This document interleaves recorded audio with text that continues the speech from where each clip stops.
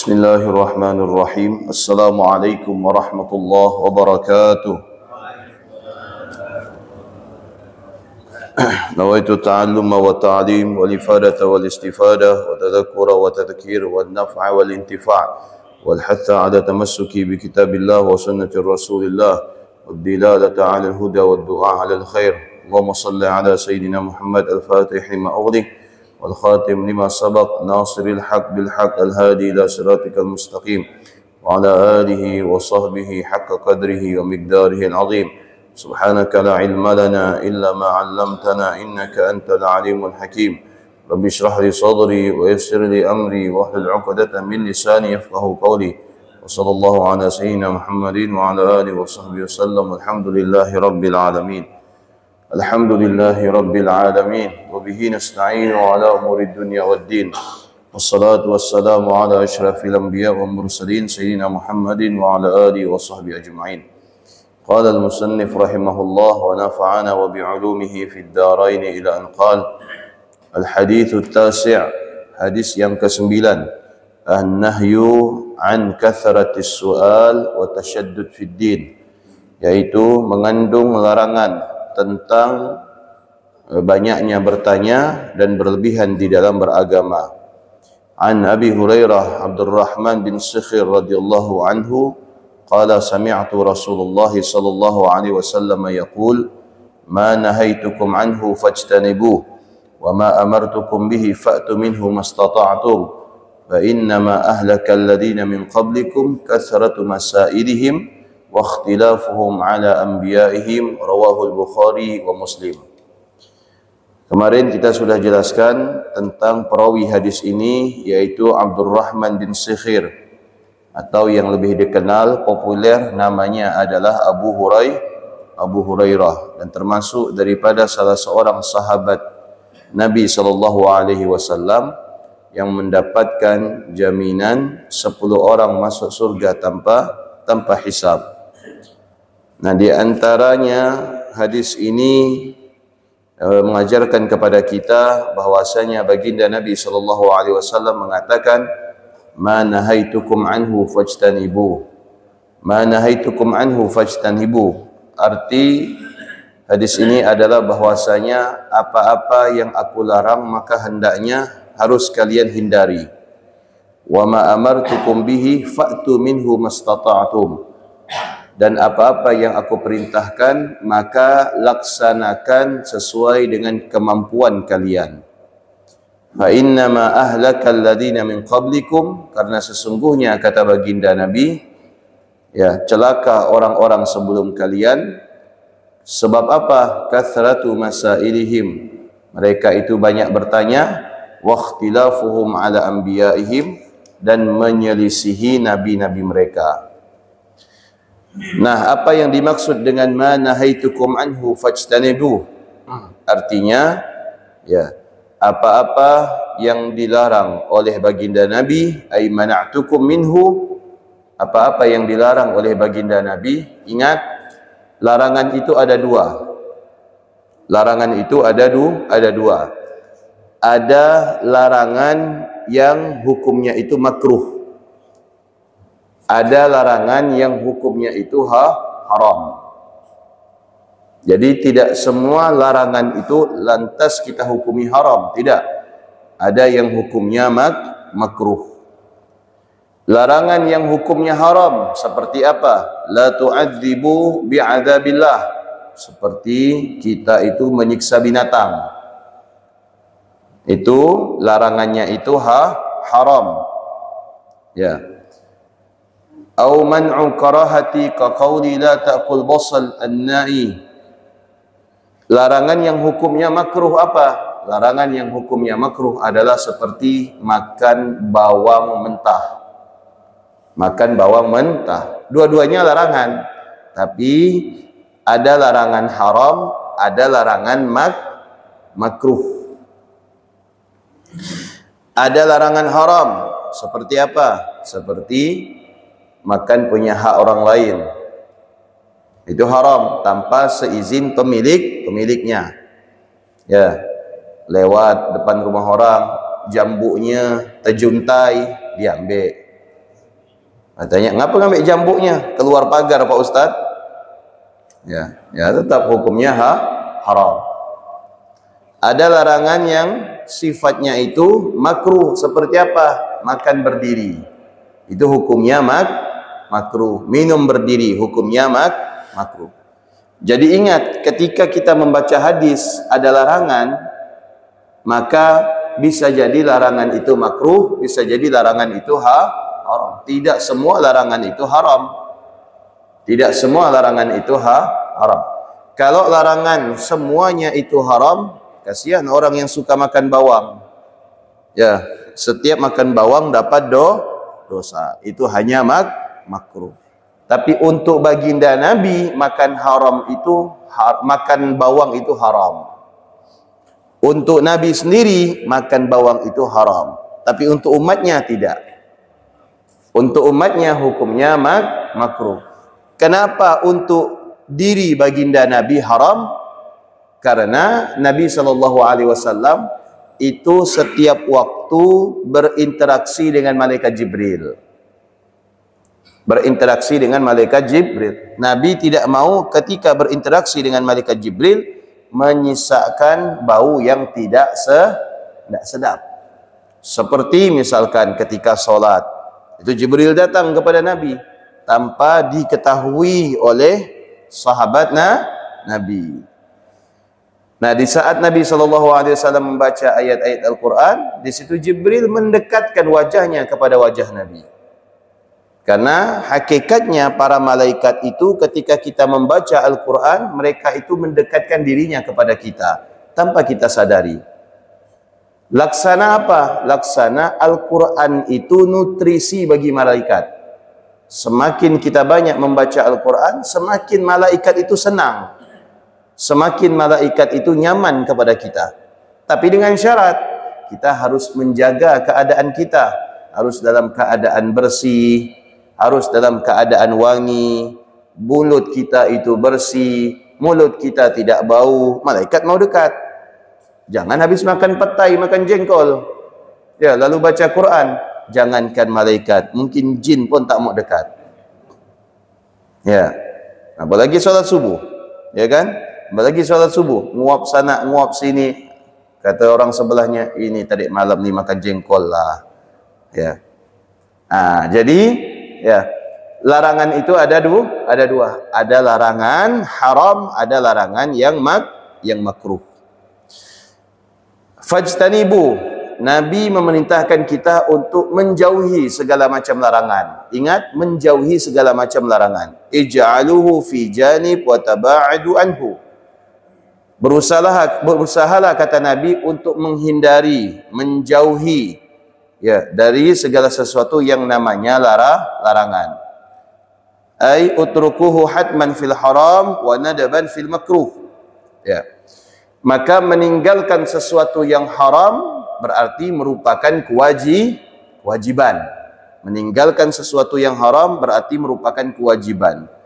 Dan orang yang berhasil meninggalkan larangan yang mana larangan itu mengandung keharaman, maka dia akan mendapatkan pahala. Seperti apa?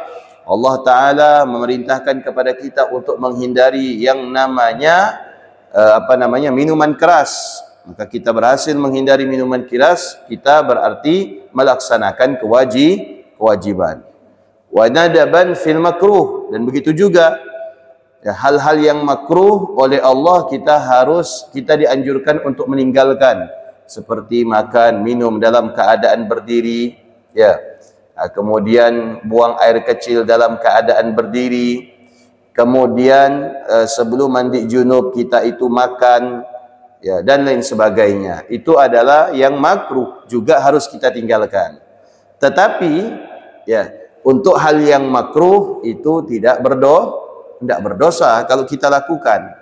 Tapi untuk hal yang haram maka berdosa. Tapi ingat, yang makruh jangan terbiasa untuk kita lakukan. Karena tidak dosa makan berdiri ya. Karena tidak dosa minum berdiri. Karena tidak dosa kencing berdiri. Memang tidak dosa, tapi lama kelamaan itu yang parah. Apa? lama kelamaan fatariku ba'dil munhiyat la yu'id mumtathilan bal yakunu murtakibal haram 'asiyan.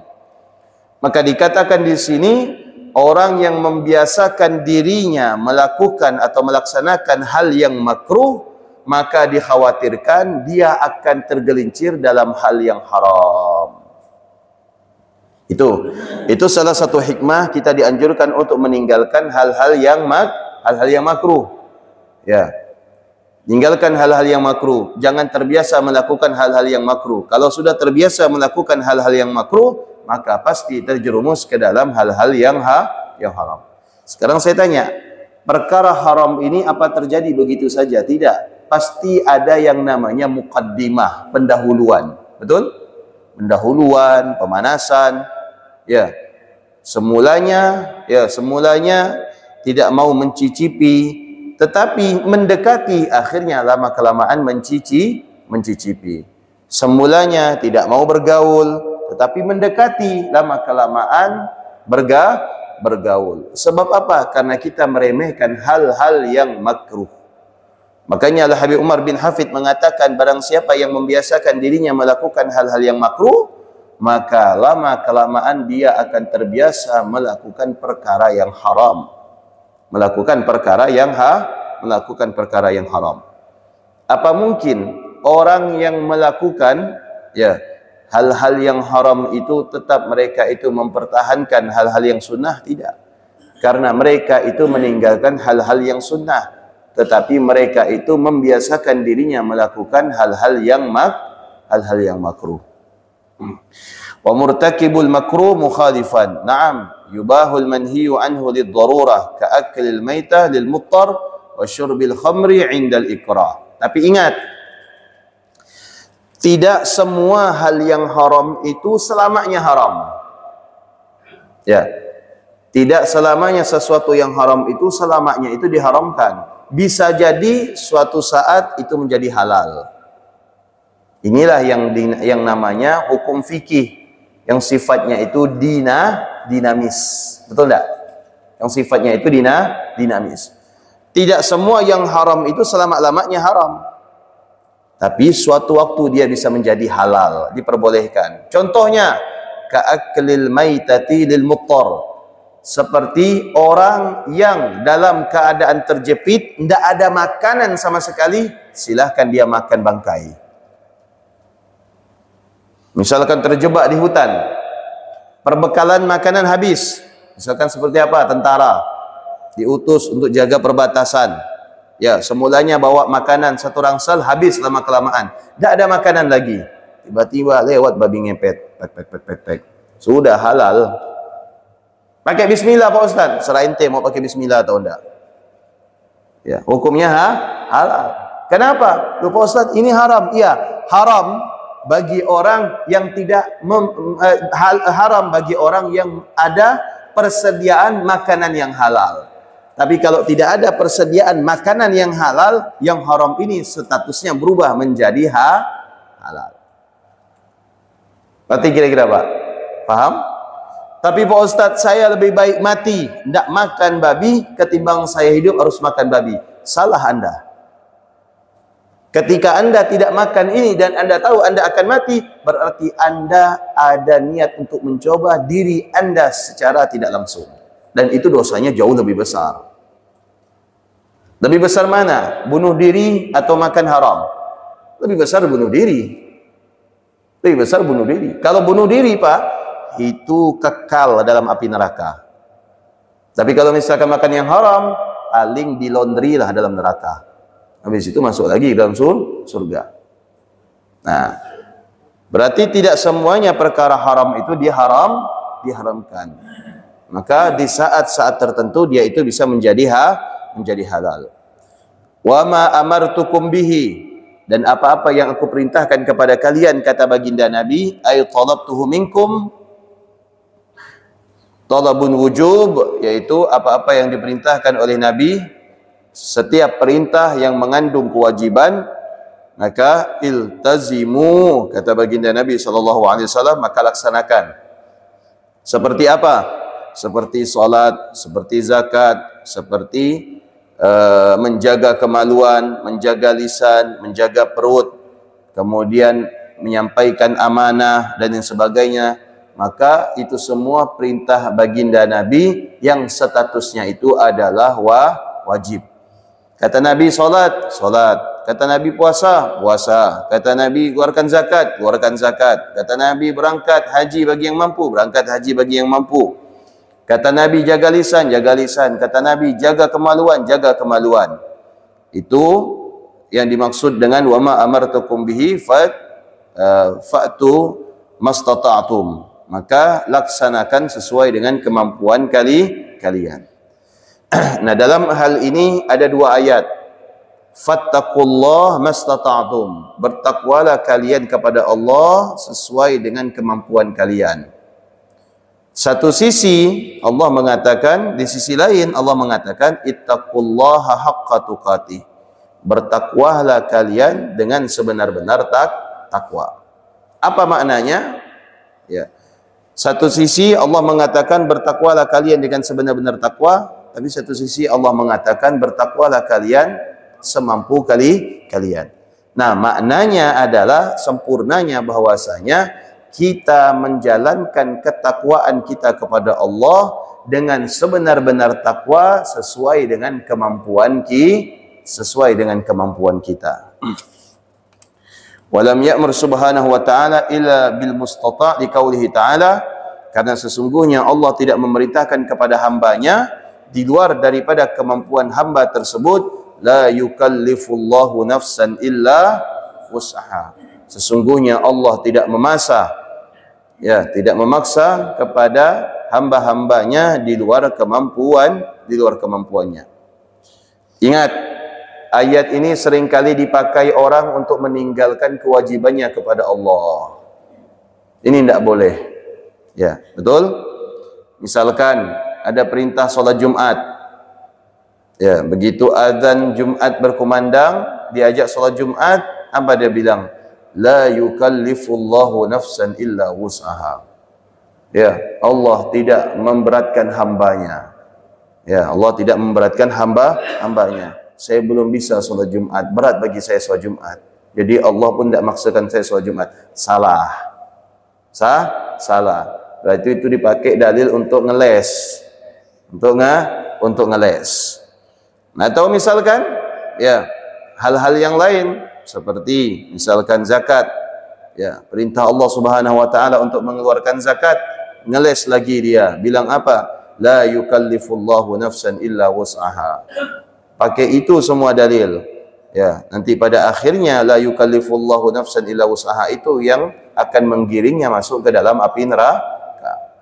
Nah, itu tidak boleh. Maksudnya apa? Memang Allah tidak memaksakan kepada hambanya di luar kemampuan hamba, betul, tetapi bukan maksudnya meninggalkan semua perkara.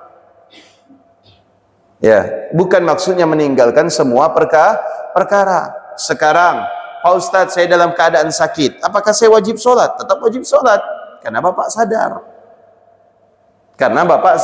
Sadar. Selama Bapak sadar, tetap berkewajiban sholat. Tapi saya tidak bisa wudhu, Pak Ustadz. Untuk bergerak ke kamar mandi tidak bisa, karena saya pakai impus. Apalagi saya mau tayamum, tetap wajib solat sekalipun Bapak tidak wudu, Bapak tidak tayamum, ya, tetap wajib yang namanya solat. Bagaimana solat menghormati waktu, tidak pakai wudu, tidak pakai tayamum, tidak menghadap kiblat, solat keadaan Bapak seperti itu, ketika Bapak sembuh, maka Bapak mengganti solat yang Bapak kerjakan untuk menghormati waktu. Jadi tidak ada alasan untuk meninggalkan solat selama sekali selagi kita dalam keadaan sadar. Kecuali kita dalam keadaan tidak sadar. Misalkan masuk ruang operasi pukul berapa? Pukul 6 pagi.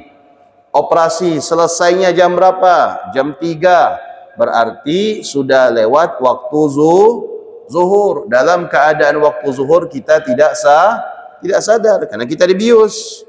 Maka tidak wajib kita mengganti salat zuhur. Tapi begitu jam 3 kita sadar bahwasanya azan asar berkumandang, maka kita tetap wajib salat asar.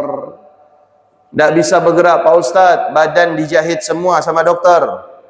Misalkan habis kecelakaan, sudah kita niat solat asar, apa yang bisa kita gerakkan? Tak bisa gerak sama sekali Pak Ustaz. Cukup dengan lisan dan mata sebagai isyarat. Tak usah minta ke suster, suster tolong hadapkan ke kiblat badan saya, tak perlu. Suster tolong wudukkan saya, tak perlu. Suster tolong tayamumkan saya, tak tahu. Ya kalau susternya muslim, kalau non muslim, nanti dibawanya bapak depan rumah sakit, wuduk seorang, ya kan? Tak tahu, tak bisa. Sudah solat kita dalam berbaring seperti ini. Allahu Akbar. Bismillahirrahmanirrahim. Alhamdulillahirabbil alamin arrahmanirrahim sampai selesai. Assalamualaikum warahmatullahi wabarakatuh. Assalamualaikum warahmatullahi wabarakatuh. Begitu kita divonis oleh dokter sembuh, pulang ke rumah sehat, bisa ganti pakaian yang bersih, bisa wudu, ya, kemudian bisa menghadap kiblat, maka solat yang kita kerjakan tadi dalam keadaan sakit semuanya harus diulang. I'adah namanya. I'adah. Jelas? Tapi kalau misalkan kita tidak solat, udahlah, nunggu sembuh ya lah. Begitu sembuh, baru saya solat nanti di qadha.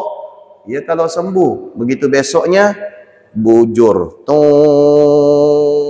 Tidak lagi gelombang. Malaikat Israel tanya, udah siap? Udah siap ikut saya, kata malaikat Israel. Allah, saya belum bayar solat. Siapa suruh, kata malaikat Israel, mau ikut. Berarti meninggal dalam keadaan meninggalkan solat. Pak Ustaz, saya seorang tukang lumus Pak Ustaz, kerja berat, badan keringat, basah bauh. Macam mana Pak Ustaz saya nak solat? Solat, karena keringat bukan najis. Solat tak masalah, biar bapak basah bau dengan keringat, solat. Tapi ingat, solatnya jangan dalam masjid, kena usir orang nanti. Ya, solat di luar masjid. Ya, kalau misalkan bawa ganti pakaian, ganti pakaiannya, tetap wajib solat. Itu yang dimaksud dengan la yukallifullahu nafsan illa wus'aha. Jadi tidak dianjurkan kita untuk meninggalkan kewajiban kita kepada Allah Subhanahu wa taala sama sekali.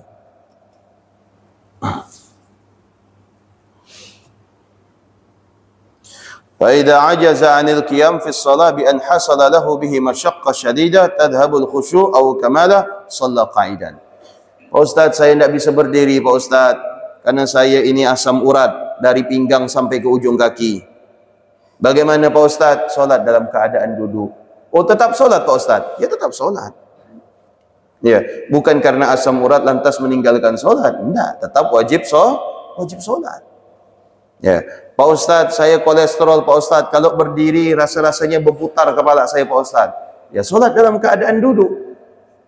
Ya, tidak boleh meninggalkan solat sama sekali. Itu yang dimaksud dengan la yukallifullahu nafsan illa wus'aha.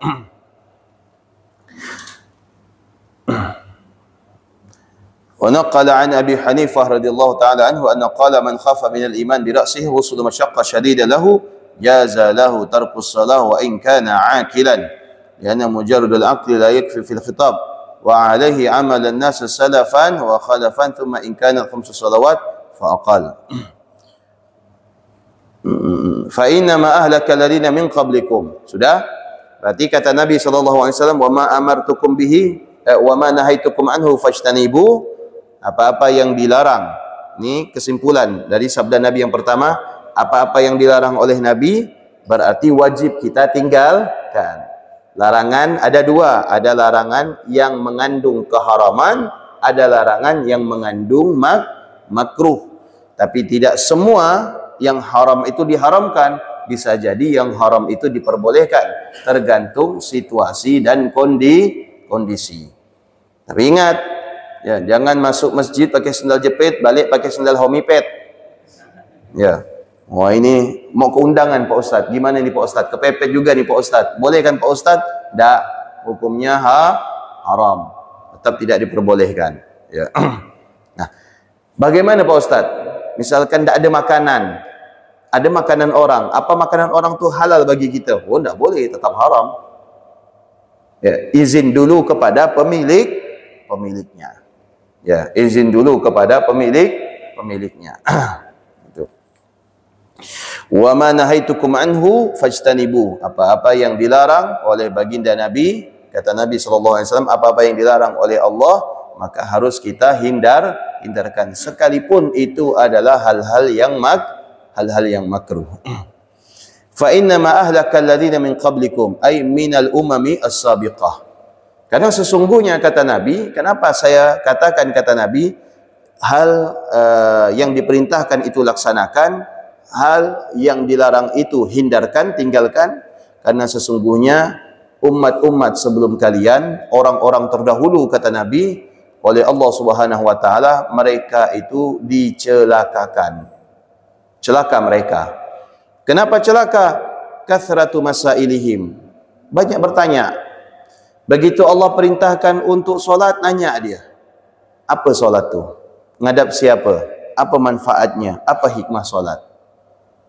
Ingat, setiap yang diperintahkan oleh Allah jangan kita pertanyakan. Jangan dipertanyakan. Karena apapun yang mengandung perintah Allah Subhanahu wa taala itu pasti mengandung kebaikan. Begitu juga sebaliknya, setiap larangan dari Allah jangan kita pertanyakan, kenapa ini dilarang Pak Ustaz?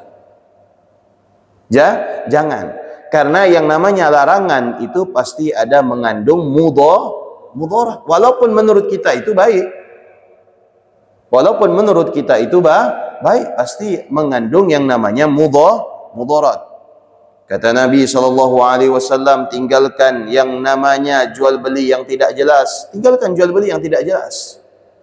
Tapi Pak Ustaz begini. Ya, suatu saat Anda tertipu dalam praktik jual beli yang tidak jelas, siapa yang rugi? Kita yang rugi.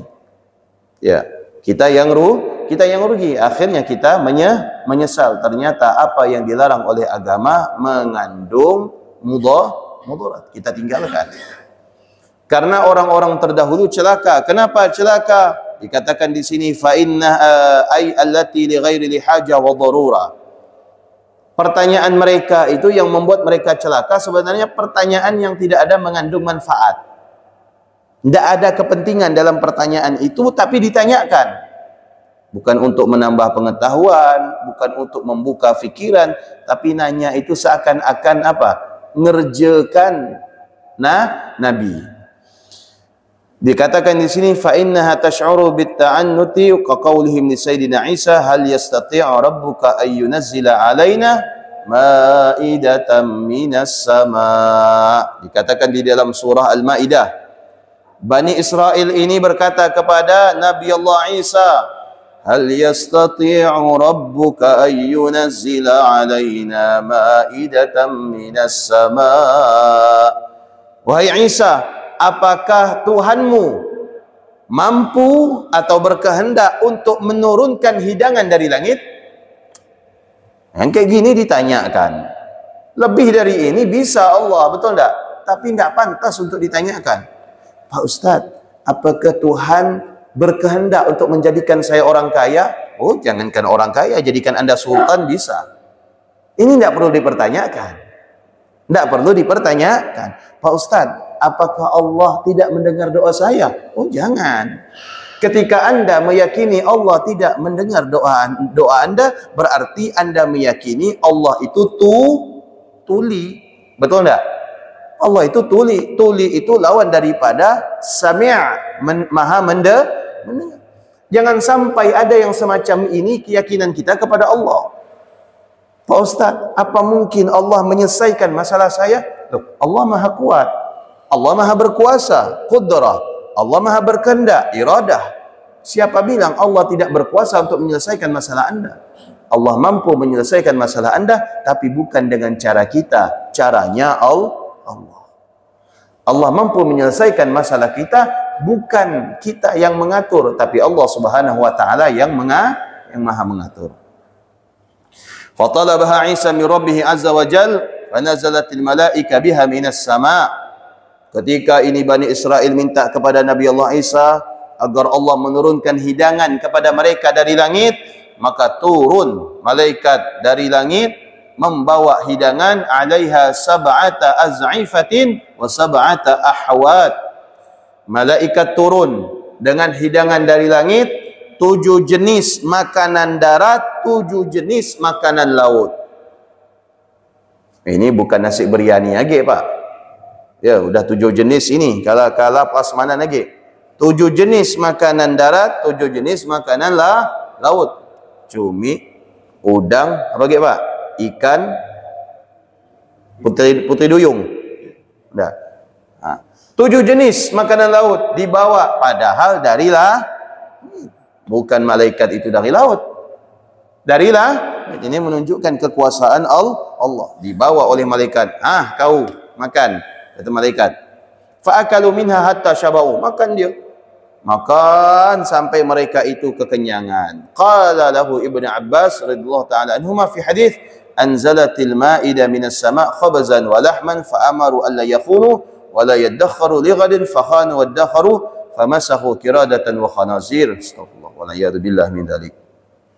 Kata Ibnu Abbas menafsirkan ayat ini, sesungguhnya malaikat turun dengan berbagai macam hidangan, bukan saja makanan darat maupun makanan laut, tapi malaikat juga membawa roti, daging dan sebagainya. Tapi pesan malaikat yang menyampaikan kepada Nabi Allah Isa, wahai Isa, ingat, kasih tahu kepada umatmu, alla yakhunu, jangan mereka berkhianat kepada Allah. Mereka minta ini, Allah kasih. Mereka minta itu, Allah kasih. Tapi ingat, jangan berkhianat. Allah minta mereka beribadah pada hari Jumat, beribadahlah pada hari Jumat. Tapi mereka ngeles, minta ibadahnya pada hari Sabtu. Kenyataannya, mereka juga tidak ibadah pada hari Sabtu, tapi kemudian mereka minta ibadah untuk hari Minggu. Ngeles lagi. Apa yang terjadi? Famasakhu kiradatan wa khanazir. Oleh Allah dikutuk, mereka menjadi kera dan kemudian menjadi, babi. Minta yang muluk-muluk sama Allah. Minta yang muluk-muluk sama Allah. Tapi begitu Allah perintah kepada mereka, mereka langgar, mereka khianati. Mereka tipu Allah Subhanahu wa taala. Ya. Mereka khianati Allah Subhanahu wa taala hingga akhirnya mereka diberikan hukuman oleh Allah Subhanahu wa taala. Wa qaulihim li sayyidina Musa salawatullah wa salamu alaihi, arinallah jahratan. Begitu juga yang terjadi kepada umat Nabi Allah Musa. Ya, apa yang terjadi? Ini Bani Israel macam-macam lagi. Bani Israel itu banyak, Pak. Bani Israel itu banyak. Bani Israel itu dikatakan ada 12 suku. Ada 12 suku, macam-macam 12 ni macam-macam karakternya. Macam-macam tabiat kata orang. Macam-macam tabiat, macam-macam karakter, macam-macam watak. Ya, dari Nabi Musa begini tabiatnya. Nabi Daud begini tabiatnya. Nabi Allah Isa begini tabiatnya. Itu tadi tabiat Bani Israel kepada Nabi Allah Isa. Tabiat Bani Israel kepada Nabi Allah Musa bagaimana? Arinallah jahratan. Wahai Musa, minta kepada Tuhanmu untuk menampakkan wujudnya secara nyata. Bayangkan. Dia minta Allah itu menampakkan wujudnya di hadapan mereka. Ayyanan fa akhadathum as-sa'iqah. Ketika mereka minta itu kepada Nabi Allah Musa, belum Nabi Allah Musa berucap, keluar yang namanya petir dari langit menyambar mereka satu persatu hingga akhirnya mereka semua meninggal. Kena apa? Kena sambar petir. Sebab apa? Sebab mereka minta agar Allah menampakkan wujudnya. Wahia narun ja'at minas sama fa ahraqathum. Maka sambaran tersebut membuat mereka itu mati dalam keadaan hangus. Wa qaqaulihim, tidak sampai di situ, buat lagi tabiat Bani Israel ini, minta kepada Nabi Allah Musa, ud'u lana rabbaka yubayyin lana mahi. Ini diceritakan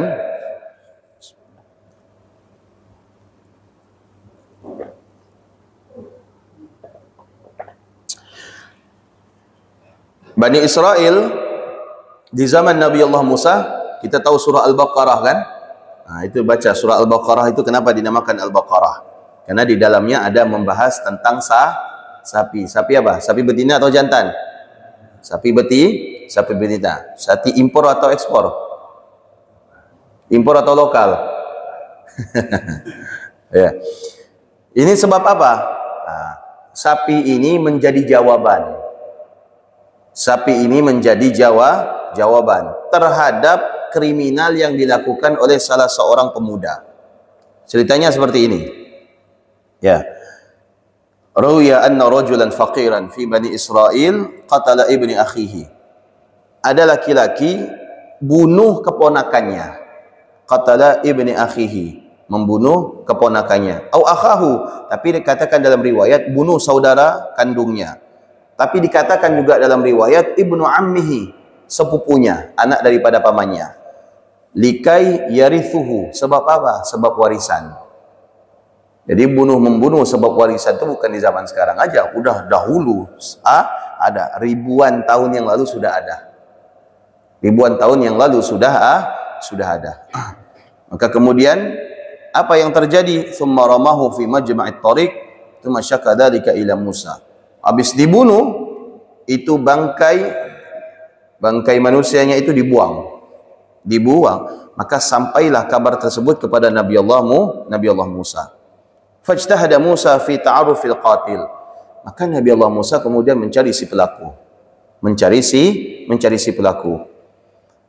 Maka kemudian mereka orang-orang Bani Israel yang tahu kejadian tersebut ngadu kepada Nabi Allah Musa. Wahai Nabi Allah Musa, engkau kan Nabi, pasti tahu siapa dalang dibalik pembunuhan orang tersebut.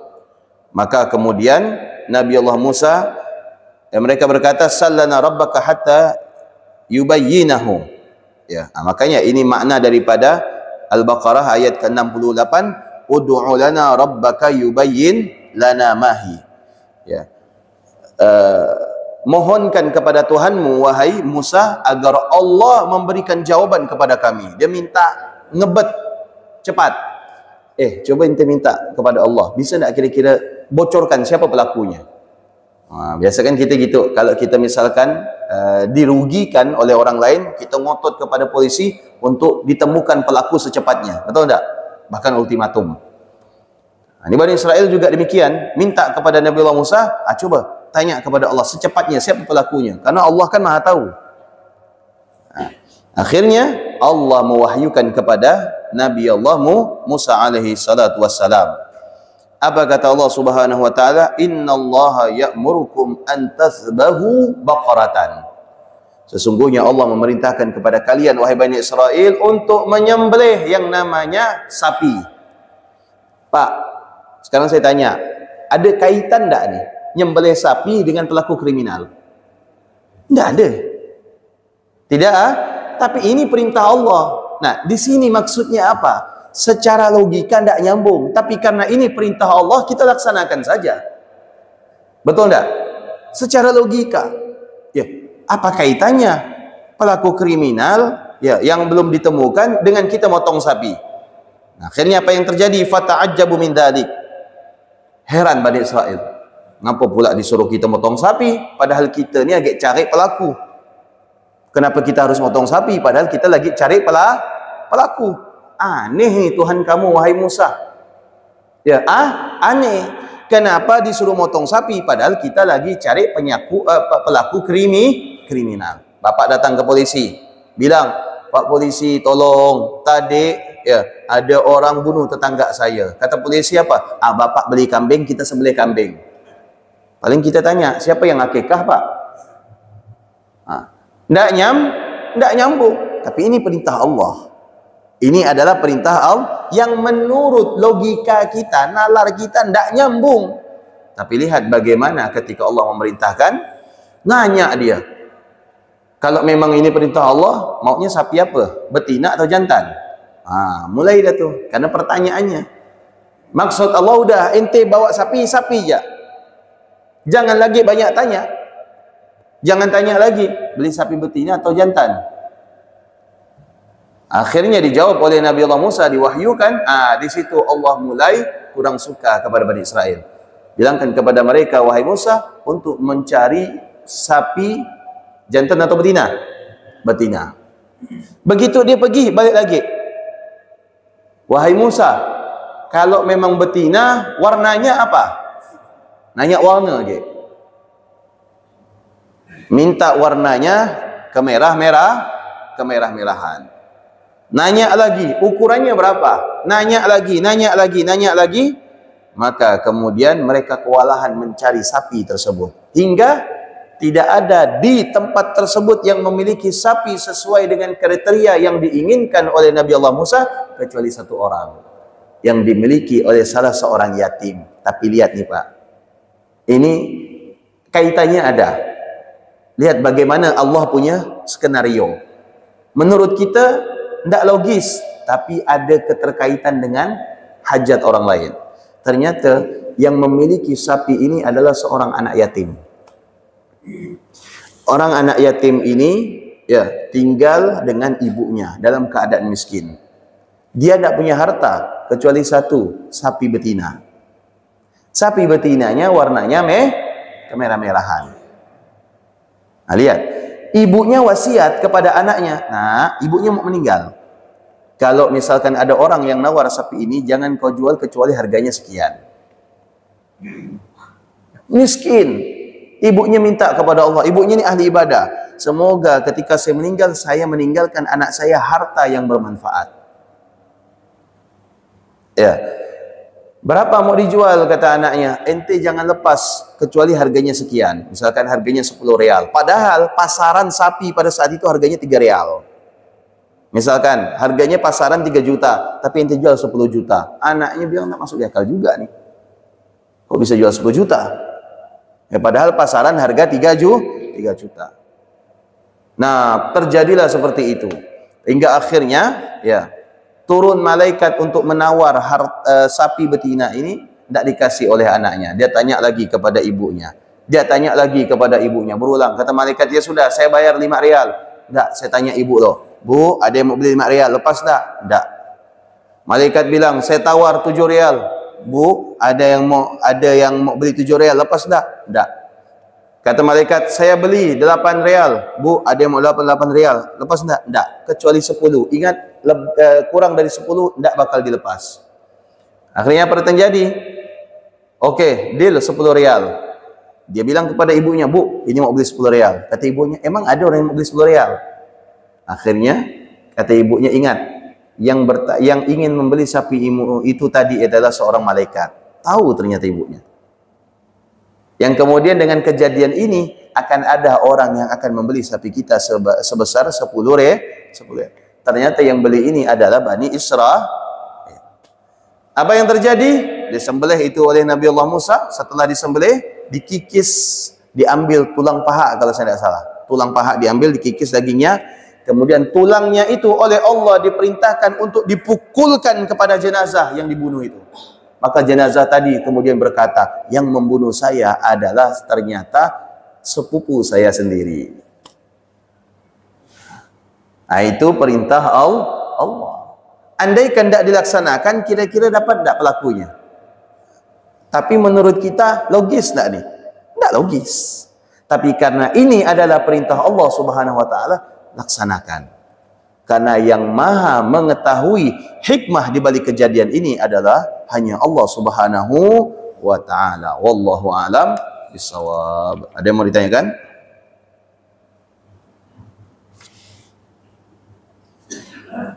Bismillahirrahmanirrahim. Assalamualaikum warahmatullahi wabarakatuh. Assalamualaikum warahmatullahi wabarakatuh. Bagian terkenal yang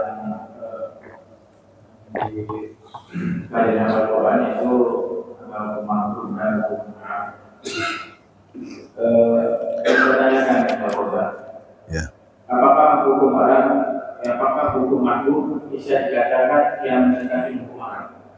Apakah hukum? Makhluk yang bisa dikatakan mendekati hukum haram ini makhluk, tapi yang mendekati hukum haram. Ya. Nah, yang kedua, pembagian hukum haram menurut Islam.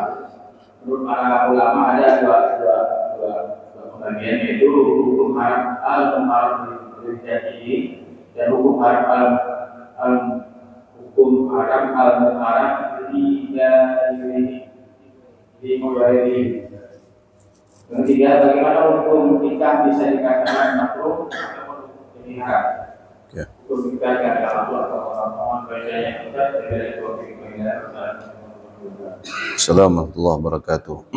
Yang pertama, makruh yang mendekati haram itu ada. Seperti apa? Seperti orang yang makan dalam keadaan junub. Orang yang makan dalam keadaan junub, memang dalam madhab Syafi'i itu hukumnya makruh. Tapi dalam madhab Abu Hanifah itu hukumnya haram. Itu hukumnya haram. Yang kedua, ada haram li dzati, ada haram di li ghairihi, bukan li dilalatihi. Tadi yang disebutkan apa? Li dzatihi atau li ghairihi atau li dilalatihi? Iya, yang pertama li dzatihi, yang kedua li ghairihi. Oke. Ada yang haram itu karena sebab. Karena zatnya itu sudah haram, maka semuanya haram. Seperti apa? Seperti arak. Arak itu zatnya sudah haram, maka apapun yang terdiri daripada arak itu tetap hukumnya haram. Betul? Tetap hukumnya haram. Ada sesuatu yang tidak haram, tetapi ya, kalau misalkan dikonsumsi secara berlebihan itu menjadi haram. Seperti apa? Obat-obatan. Minum paracetamol 1 tidak haram, karena untuk menghilangkan rasa pusing atau demam. Tapi kalau minum 10, bisa apa? Nah, bisa overdosis, bisa OD kata orang. Nah, maka hukumnya haram. Tapi asalnya haram enggak? Enggak haram. Asalnya enggak haram. Tetapi kalau dikonsumsi secara berlebihan, maka hukumnya haram. Yang ketiga? Oke. Nikah bisa hukumnya wajib. Wajib apabila menghindari yang namanya perzina, nafsunya besar, hampir beberapa kali dia itu jatuh dalam perzinahan, maka dia wajib nikah, tidak boleh ditunda. Kalau dia nunda hukumnya dosa, karena dengan nikah itu menyelamatkan dia dari yang namanya perzina. Bisa juga nikah itu menjadi haram, tujuan yang tidak baik. Misalkan menikahi seorang janda karena ingin hartanya, ya kan? Karena ingin hartanya. Ada janda kaya baru ditinggal suami, diincar oleh dia. Diincar, kenapa ente mau dengan janda tuh? Padahal dia janda. Ya, di balik jandanya ada kekayaan. Nah, berarti ini tujuan nikahnya bukan karena ibadah, hukumnya haram. Tapi nikahnya tetap sah. Tapi dia berdosa. Nikahnya tetap sah. Apabila memenuhi syarat dan rukun, maka hukumnya sah. Tapi dia berdosa. Sudah? Ibu?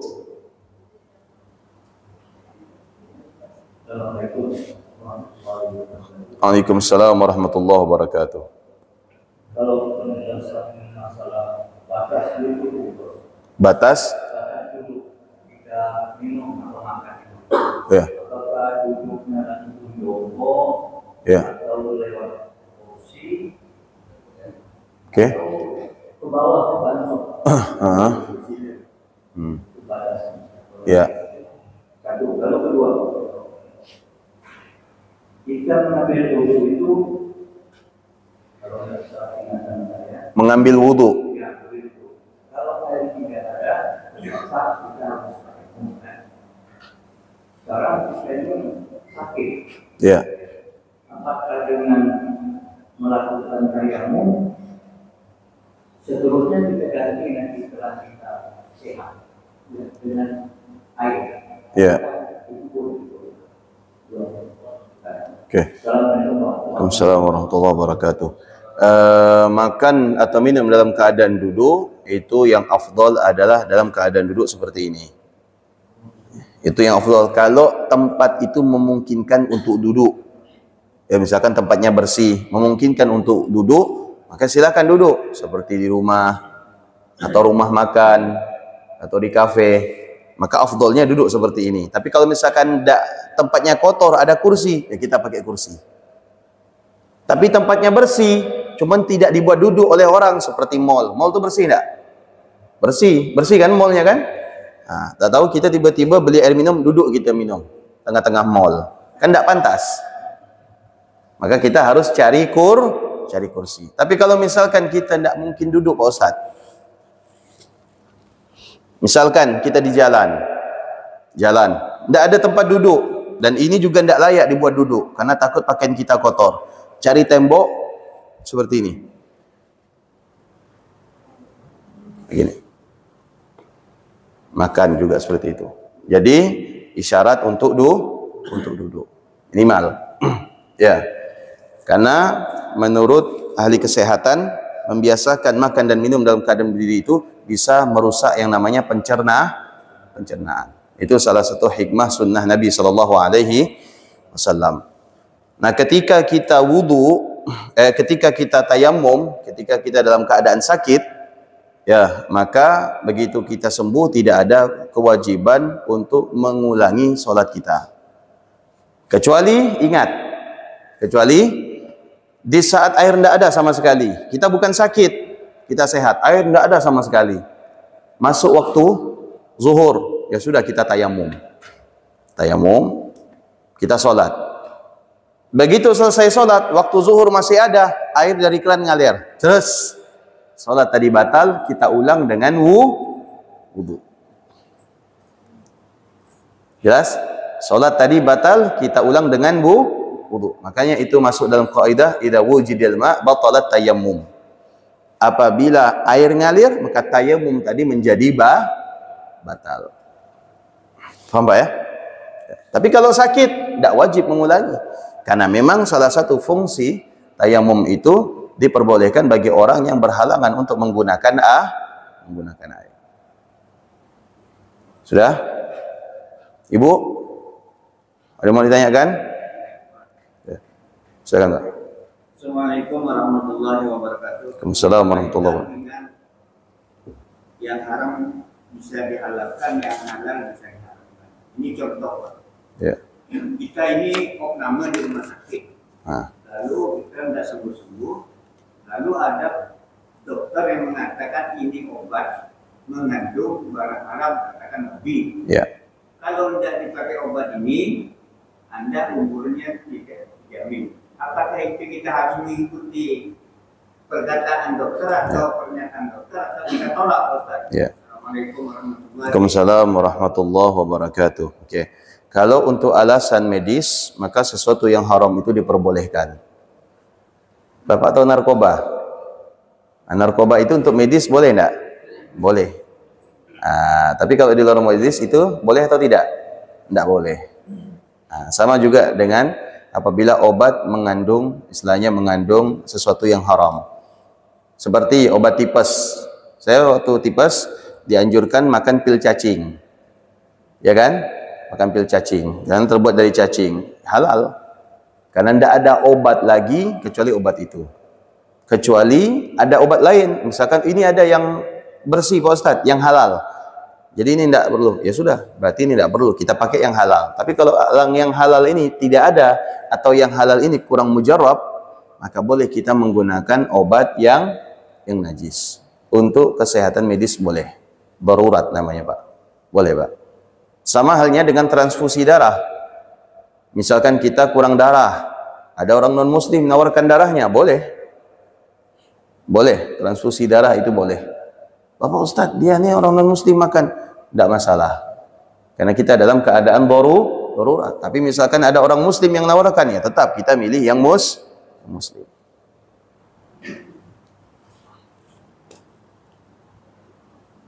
Ibu, mau tanya apa Bu?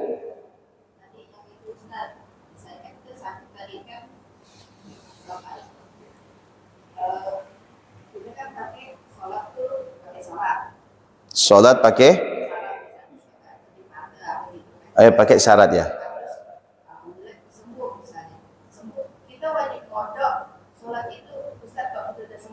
Kalau misalkan kita sholat dengan memakai isyarat tadi, tidak wudhu, tidak tayamum, tidak menghadap kiblat, atau kita dalam keadaan kotor, maka sholat kita wajib diulang. Ya. Tapi kalau misalkan bersih dari najis dan kita tidak dalam keadaan hadas kecil maupun hadas besar, dan kemudian kita bisa menghadap kiblat, maka tidak perlu diulang sholatnya.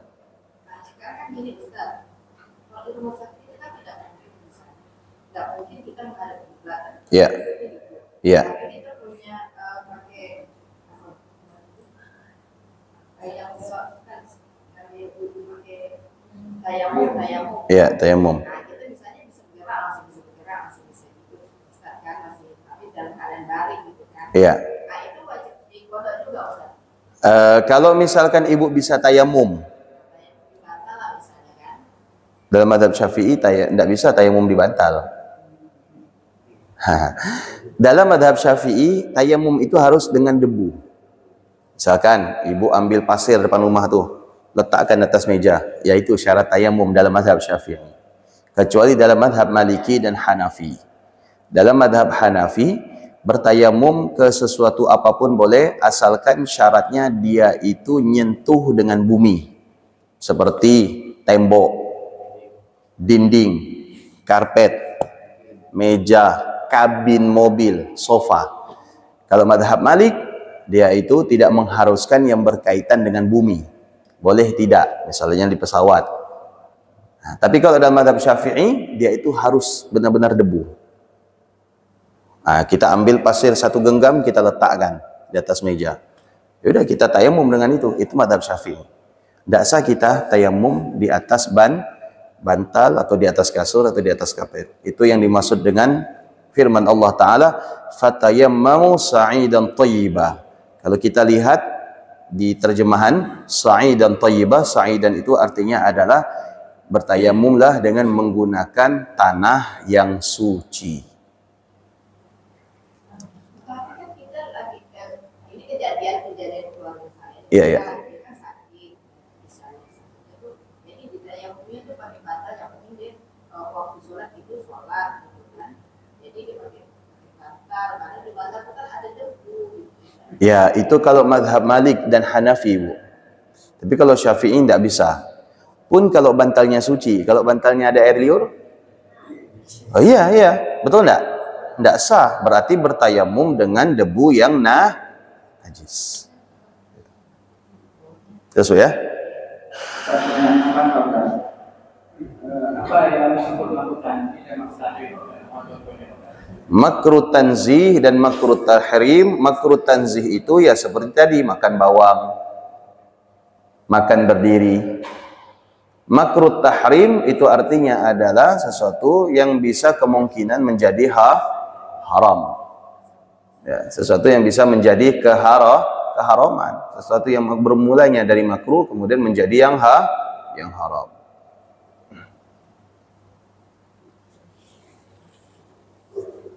Sudah? Wallahu a'lam bis-shawab. Bismillahirrahmanirrahim. Subhanakallahumma wa bihamdika asyhadu an la ilaha illa anta astaghfiruka wa atubu ilaik. Assalamualaikum warahmatullahi wabarakatuh.